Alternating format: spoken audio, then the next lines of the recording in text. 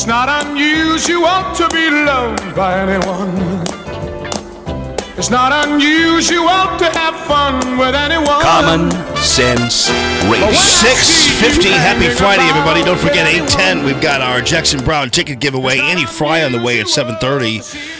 Kaylee McEnany and, of course, Rod the Bod, 7:20, as the Sharks are a-swimming down there in Jefferson City, as there's blood in the water thanks to the indictment of Governor Eric Greitens yesterday. And it was booking, mugshot, it was the whole 9 yards. And if the Post could have made the mugshot the entirety of the front page, I'm sure they would have, but they settled for half of the page, so that's just fine. I mean, could they have made the shot any bigger? It's freaking huge. So, but the good news out of all this is that the left, the Democrats, and the news media actually believe grand jury decisions. Yeah. So that has not been necessarily true in times in the past. In fact, so not true has it been that we have had buildings burning and businesses lost over the disbelief and mistrust in grand juries. But I guess that all has changed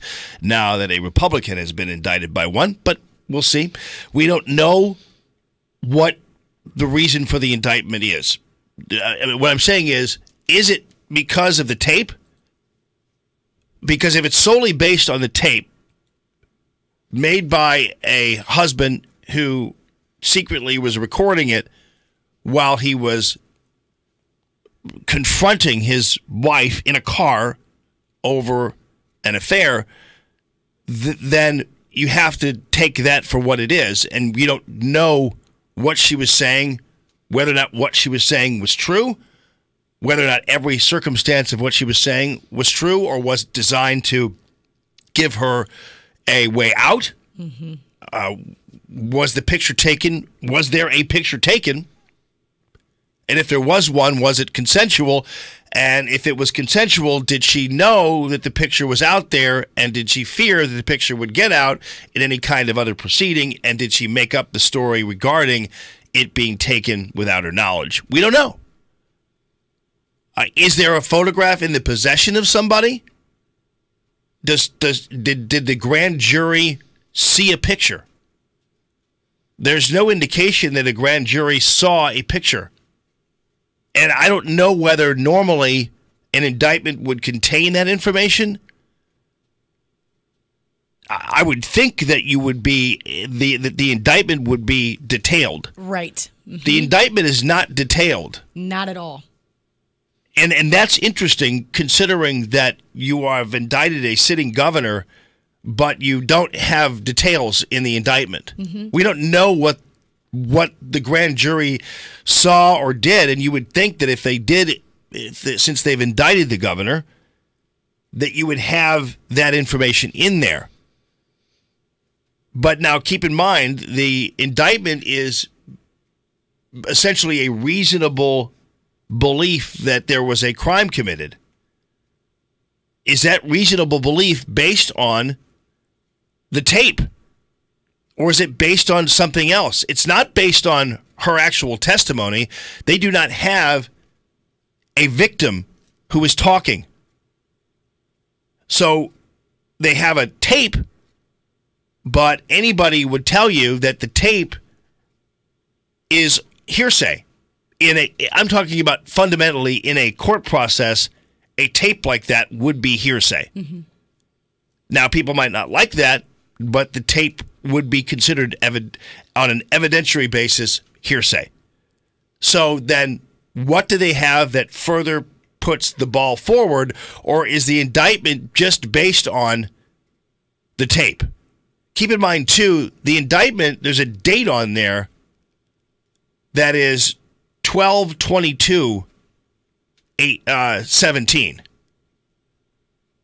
So I don't know why the date on the paper I'm seeing says 12/22/17. Why would that be? I don't know. Coming out now. I don't know. But I'm just seeing a date on it. I don't know what the date means. It's just on the piece of paper that is available by picture. It says 12/22/17. So again, I don't know what the situation here, and certainly they're not saying anything. Governor Greitens' attorneys are saying this is baloney. There's nothing here. And they filed a motion to dismiss. Normally in a criminal proceeding, when somebody is indicted, you would have the attorney saying, well, we're going to prove this is wrong. We're going to go to court with this. But Ed Dowd, who, to my knowledge, is not a Republican. In fact, I think he was appointed as, I don't remember what the circumstances were. I think was when he was U.S. attorney. He was a Clinton appointee. But anyway, and I don't think but he's also an attorney, and that's his role now. Says there's nothing here. This is ridiculous. This is outrageous. There's absolutely nothing here. So again, the questions that we must ask are, was there a picture? And if the picture was taken, was it taken without her consent? And if it was taken with her consent, is her tale to her husband when she's trapped in a car being confronted by him made up because she was afraid that someday the picture would see, and she wanted to present it as if it were taken without her consent? And is that why she's not talking now, because she made the story up? I don't know. They haven't talked to her.